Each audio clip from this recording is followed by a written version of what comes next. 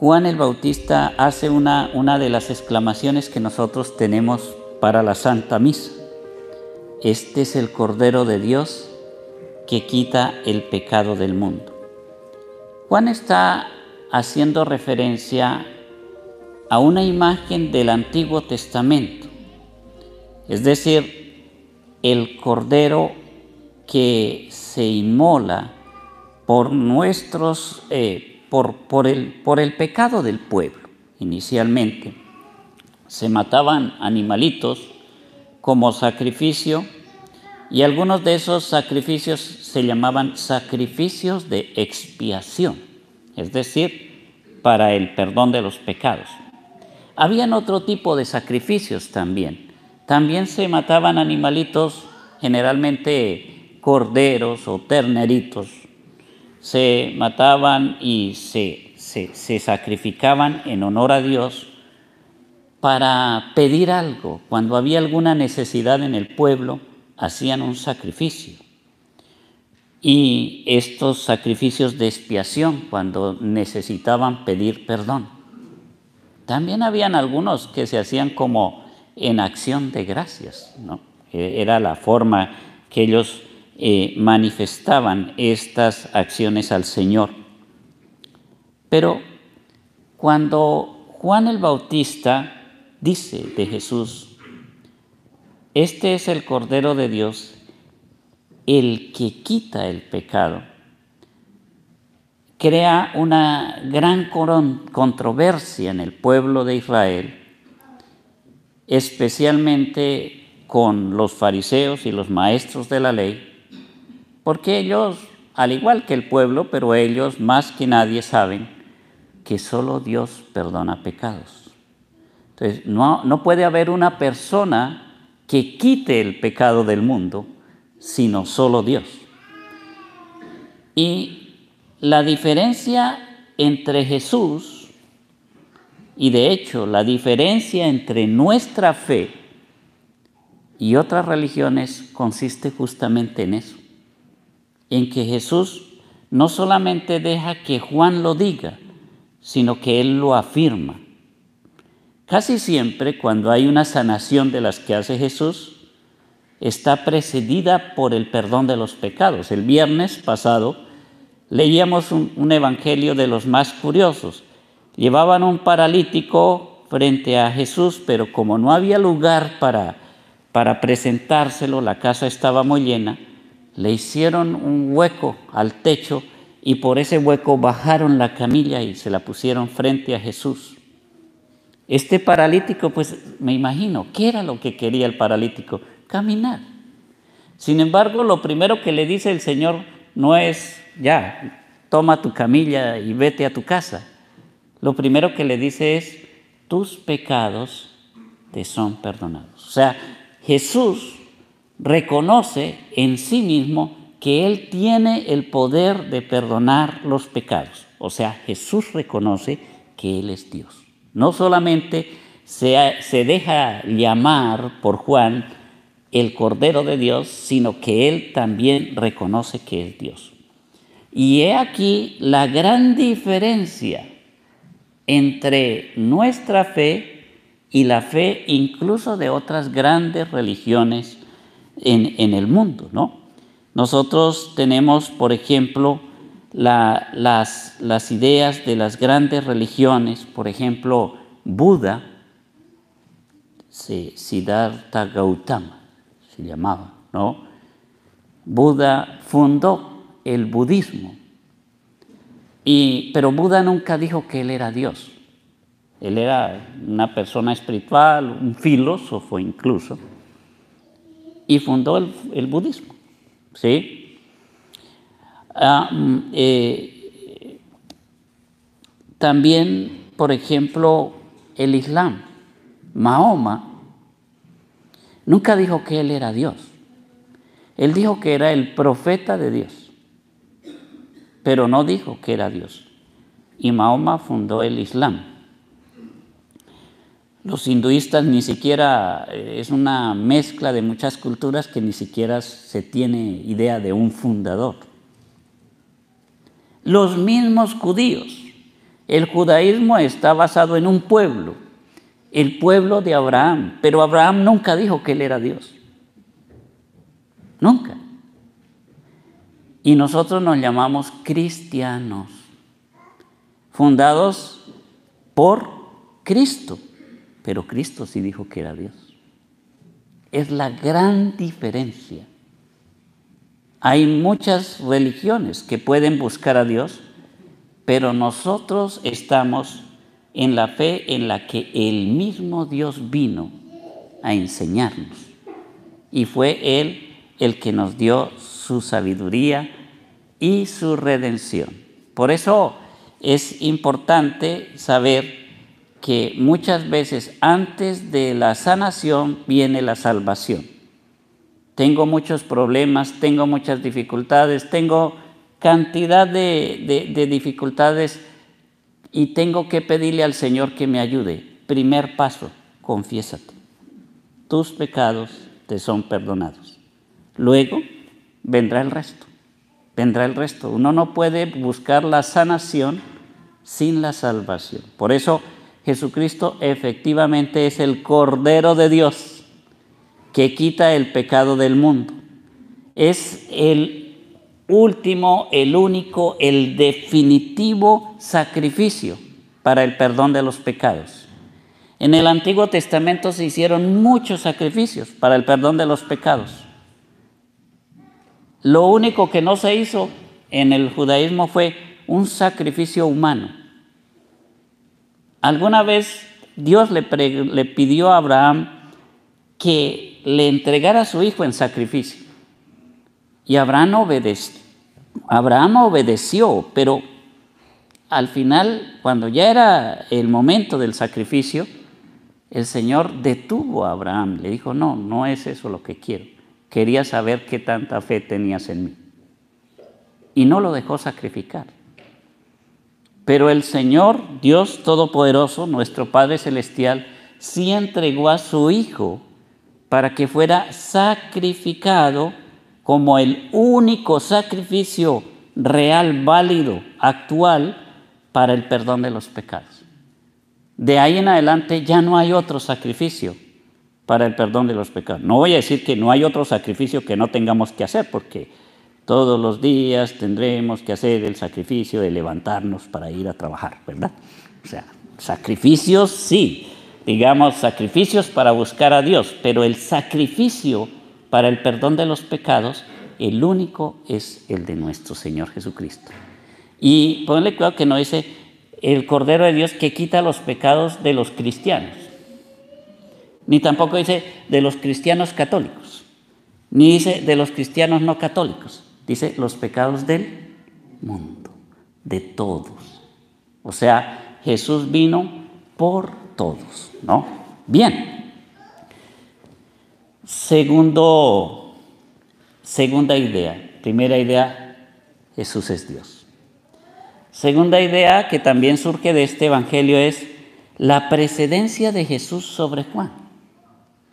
Dice aquí el evangelio, este es aquel de quien yo he dicho, el que viene después de mí tiene precedencia sobre mí porque ya existía antes que yo. Si lo vemos históricamente y según nos lo cuenta la Biblia, digamos humanamente, Juan es mayor que Jesús, ¿verdad? O sea, cuando el ángel Gabriel vino a la Virgen María para decirle que iba a ser la madre de Jesús, le contó también que la prima Isabel ya estaba en el 6º mes de embarazo. Juan el Bautista es hijo de Isabel. Quiere decir que Juan humanamente nació 6 meses antes que Jesús. Juan es mayor que Jesús. Sin embargo, aquí Juan dice lo contrario, que Jesús es mayor que Juan y que Jesús existía antes que él. Es porque Juan sabe quién es Jesús. Jesús es la palabra de Dios que se hace carne y que habita entre nosotros. Jesús es esa palabra que existía desde el principio. Dice el mismo Evangelio de San Juan, por quien todo fue creado y sin Él nada de lo que hay existiría. O sea, Él es eterno, Él es Dios. Por eso Juan dice, tiene precedencia sobre mí, es mayor que yo. Y más adelante dirá, y yo no merezco ni siquiera desatarle las sandalias, los cordones de sus sandalias, ¿no? Entonces, otra vez Juan reconoce ahí que Jesús es Dios. Tercera parte. La tercera parte es el testimonio de Juan. Cuando nosotros leemos el bautismo de Jesús en cualquiera de los evangelios, nos dice que cuando Jesús salió del agua, se abrió el cielo y bajó el Espíritu Santo en forma de paloma que se posó sobre él, y una voz salió del cielo, se escuchó fuertemente diciendo, este es mi Hijo amado en quien tengo mis complacencias. Uno se pregunta, si yo hubiera visto eso, ¿no hubiera creído? Y ocurrió en público, o sea que se imagina uno que todo mundo vio lo que pasó. Pero hoy viene algo muy importante. Dice el Evangelio, entonces Juan dio este testimonio. El testimonio es algo personal. Y el testimonio de Juan es, vi al Espíritu Santo descender del cielo en forma de paloma y posarse sobre él. Yo no lo conocía, dice Juan. ¿Cómo no lo conoce si era su primo? Bueno, no había Facebook, no tenía la foto de perfil, ¿no? O sea, no lo conocía. O sea, nosotros vivimos en una época tan fácil de reconocer a la gente. A veces alguien me manda una solicitud de amistad en Facebook y yo no conozco a esa persona. Sin embargo, uno la curiosidad va y mira, hay una foto. Ah, pues claro, es el primo de la prima. Sí, ok, bienvenido. Sí, ahora es fácil reconocer a la gente, pero en ese tiempo ni medios de comunicación, ni periódicos, ni fotos, ni nada. ¿Cómo reconocer a una persona? Entonces dice Juan, yo no lo conocía, ¿sí? Pero aquel que me envió a bautizar, ¿sí? Aquel que me envió a bautizar con agua, dijo, aquel sobre quien veas que baja y se posa el Espíritu Santo, ese es el que ha de bautizar con el Espíritu Santo. Yo no lo conocía, pero el Señor me permitió reconocerlo en un momento especial. Ese es un tema muy especial. Reconocer a Jesús es un asunto de testimonio personal. No podemos esperar que Jesús se aparezca aquí y que a todos nos convenza. Cada uno de nosotros debe reconocer a Jesús. No esperar el milagro para todos, ¿sí? Hay gente que busca eso. Yo siempre he criticado eso, no sé si lo haga bien o lo haga mal, pero hay gente que le gusta buscar los lugares donde hay muchos milagros, porque quiere ver y quiere verlo en público, para todos. Pero el verdadero reconocimiento de Jesús es algo muy personal, muy privado. Por eso, con este testimonio de Juan, pienso que a pesar de que Jesús fue bautizado en el río Jordán y que ocurrió todo esto, muchos no se dieron cuenta. No se dieron cuenta porque estaban distraídos y no podían darse cuenta de lo que estaba pasando. Esto de reconocer la presencia de Jesús nos lleva al cuarto punto. Primero es, Jesús es Hijo de Dios. La segunda parte que debemos entender es que Jesús está sobre Juan el Bautista, tiene precedencia sobre Juan. Reconocer la presencia de Jesús, que lo vemos en el testimonio de Juan. Y por último, reconocer esa presencia en la Eucaristía. En la Eucaristía, ¿sí? Es triste las estadísticas que nos llegan de la misma Iglesia Católica, que hace este tipo de estadísticas y llega a una triste conclusión. ¿Cuál es la conclusión? Más del 60% de los católicos no creen en la presencia real de Jesús en la Eucaristía. No estamos hablando de protestantes ni de nada, católicos, que a pesar de que asisten a la Eucaristía, no creen en la presencia real de Jesús en la Eucaristía. Tienen un pensamiento medio protestante, solo es una reunión, pero no logran creer que Jesús sí es real y que en el pan y el vino se transforma ese pan y el vino en el cuerpo y la sangre de nuestro Señor Jesucristo, en su alma y su divinidad. Muchos no lo creen y muchos no lo reconocen. En este Evangelio hay dos cosas que pueden ayudarnos a reconocer esa presencia. Sobre el que veas que baja el Espíritu Santo. Consagración. Momento de la consagración en la Eucaristía. Es en el momento en el que después de recibir las ofrendas, de traerlas al altar, de preparar el pan y el vino, el sacerdote extiende las manos sobre los dones y pide la acción del Espíritu Santo para que ese pan y ese vino se conviertan en el cuerpo y la sangre de Cristo.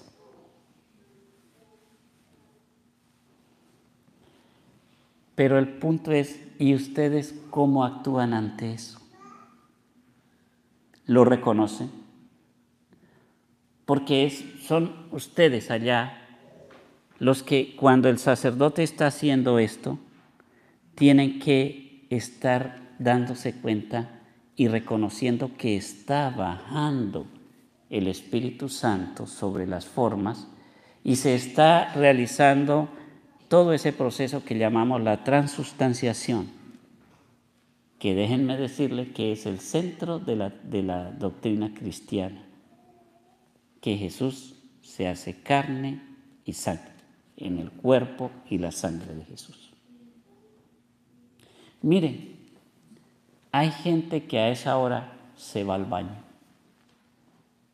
Le dieron ganas de ir al baño. Y sí, gracias a Dios ahí tenemos los baños y son para eso, para ir.